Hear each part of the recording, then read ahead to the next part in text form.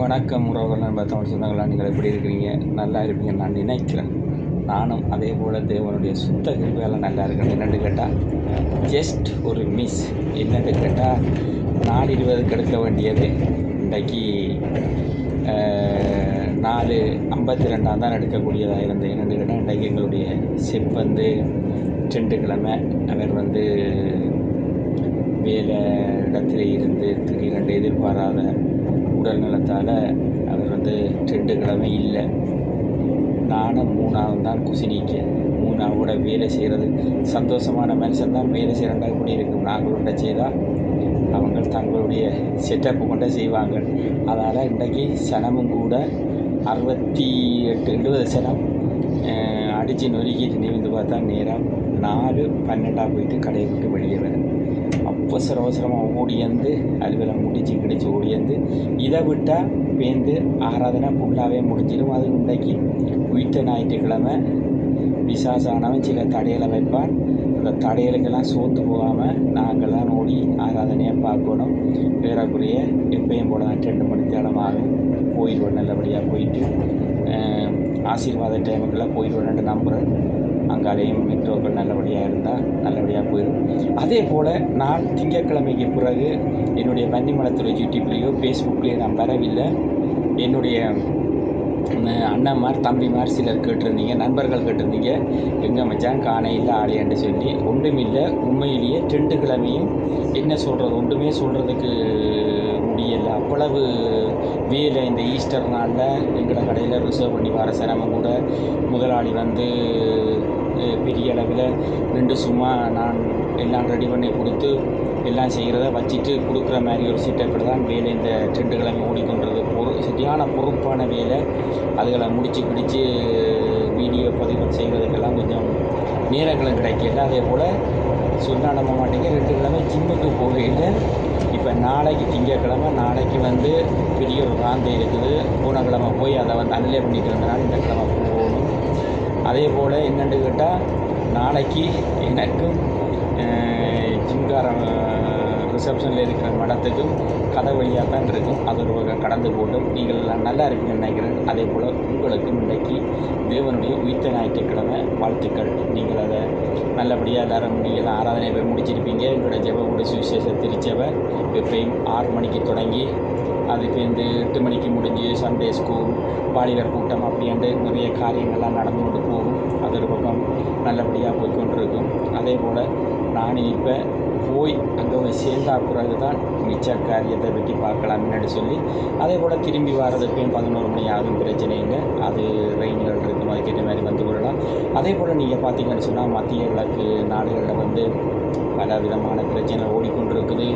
அதே போல் உலக நாடுகள் எல்லாம் சில நாடுகள் வந்து இதுகளை தவிர்த்து கொள்ள சொல்லினோம், சில நாடுகள் வந்து இதை நிறுத்த சொல்லினோம். ஆனால் சில பேர் தங்களுடைய என்ன சொல்கிற ஈகோ பிரச்சனைக்காகவும் தாங்கள் பல நாடுகளை தங்களோட கட்டுப்பாட்டுகள் கொண்டு வரணும்னு சொல்லியும் இந்த போரை செய்து கொண்டிருக்கணும். அது வந்து நிறைய ஒரு கஷ்டமான காரியமாக இருக்குது. ஏன்னு கேட்டால் இலங்கையில் தம்பியோட கதை கேட்க தம்பி சொல்லுது, எண்ணெய் விலையில் கூடிட்டுது, சாமான் விலையில் கூடிட்டுது, எரிபொருட்கள் இல்லை, பிஸ்னஸ்கள் எல்லாம் சரியான நஷ்டமாக ஓடிக்கொண்டு இருக்குது அப்படின்ட்டு சொல்லி இலங்கையை பொறுத்தவரையில் கொஞ்சம் மத்திய கிழக்கு நாடுன்னா தெரியும் உங்களுக்கு. ஆசிய நாட்டுக்குள்ள ஒரு பிரச்சனை வருதுன்னு சொன்னால் எரிபொருளை வந்து அமெரிக்காட்டிலேருந்து நாங்கள் வாங்குகிற எரிபொருள் எப்பயுமே மத்திய கிழக்கு நாடுகள் தான் கொடுக்கும். அதே போல் மத்திய கிழக்கு நாட்டிலேருந்து நிறைய சாமான்களும் இலங்கைக்கு போய் கொண்டிருக்கும். அப்போ கப்பல் போக்குவரத்துகள் தடைப்பட்டதுன்னு சொன்னால் எல்லாமே பிரச்சனையாக இருக்கும். அதே போல் இலங்கையிலேருந்து வர ஃப்ளைட்டுகள் எல்லாம் வந்து கூடுதலாக துருக்கி வந்து வர மாதிரி, இந்தியா வந்து வர மாதிரி தான் இருக்குது. மத்திய கிழக்கு நாடுகளால் ஃப்ளைட்டுகள் எல்லாம் சரியான முறையில் வரையில்லை. அதே போல் உங்களுக்கு வருகிற ஞாயிற்றுக்கிழமை 4ஆம் மாதம் ஞாயிற்றுக்கிழமை 5ஆம் தேதி ஈஸ்டர் ஆராதனை காஷ்மீர் மெட்ரோவில் நான் ஏற்கனவே என்னுடைய ஃபேஸ்புக்கில் வச்சிருக்கிறேன். எங்களுடைய சேர்ச்சுடைய அட்ரஸ் 6 மணிக்கு தொடங்கும். தேவனுடைய ஈஸ்டர் ஞாயிற்றுக்கிழமை மிக ஒரு நல்ல ஒரு ஆராதனையாக இருக்கும். நீங்கள் வந்தீங்கள் என்று சொன்னால் தேவன் உங்களை ஆசீர்வதித்து சுகத்தோடு பலத்தோடு இருக்க தேவன் கிருபை செய்வார். சில நண்பர்களே என்னட்ட சொல்லுவாங்க, என்னடா மச்சான் கடவுள் விடிய வேலைக்கு போனால் தான் அடுத்த நாள் பிரச்சனை என்னென்று பார்க்கலாம்னு சொல்லுவாங்க. அப்படி நினைக்கிறத உண்மையிலே தவிர்த்து கொள்ளணும். காரணம் என்னென்னு கேட்டால், தேவன் உண்மையிலே நல்லவராக இருக்கிறார். நாங்கள் வேலைக்கு போனாலும் கஷ்டம் இருக்கும், வேலைக்கு போகாட்டியும் கஷ்டமாக இருக்கும்.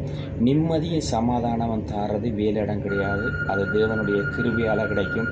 எவ்வளவு சந்தோஷமான காரியங்களை நாங்கள் ஆரோட கடந்து பேசி போனாலும் கூட தேவனுடைய சமாதானமும் சந்தோஷமும் அது வேறு மாதிரி இருக்கும். என்னோடய நண்பர்கள் என்னோட கேட்பார்கள், அதற்காக ஒரு நாளும் என்னோட அவங்க முரண்படுவதில்லை. நீ போ, நீ நல்லபடியாக பார் என்று சொல்லி என்னோட நல்ல மாதிரி நடந்து கொள்வார்கள். அதே போல் தேவனுக்கு சித்தமானால் என்னோடு நிறைய பேர் ஆண்டவிட்ட காரியத்தை பற்றி பேசினவர்களுக்காக நான் ஜெபிக்கிறோம். அவையிலையும் எங்களுடைய ஊழியக்காரர்கள் சந்திக்கக்கூடிய ஒரு நாளை தேவன் கட்டளிடுவார் என்று சொல்லி நான் விசுவசிக்கிறேன்.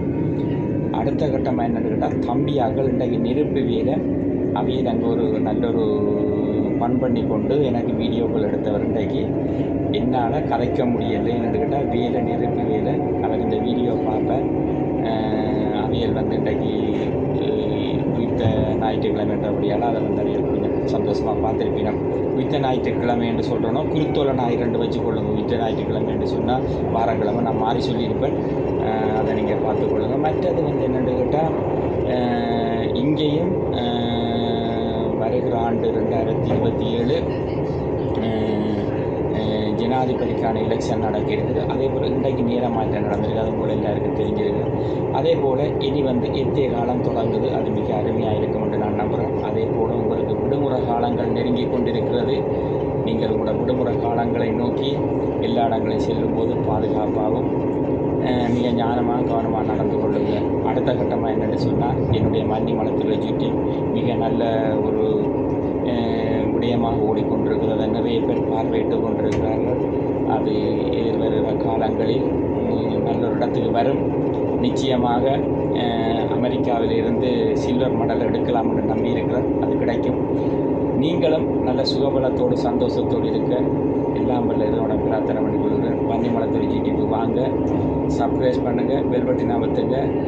இன்னும் ஒரு 3 சந்திப்பேன். நன்றி, வணக்கம் நண்பர். சொந்தவர்கள் அனைவருக்கும்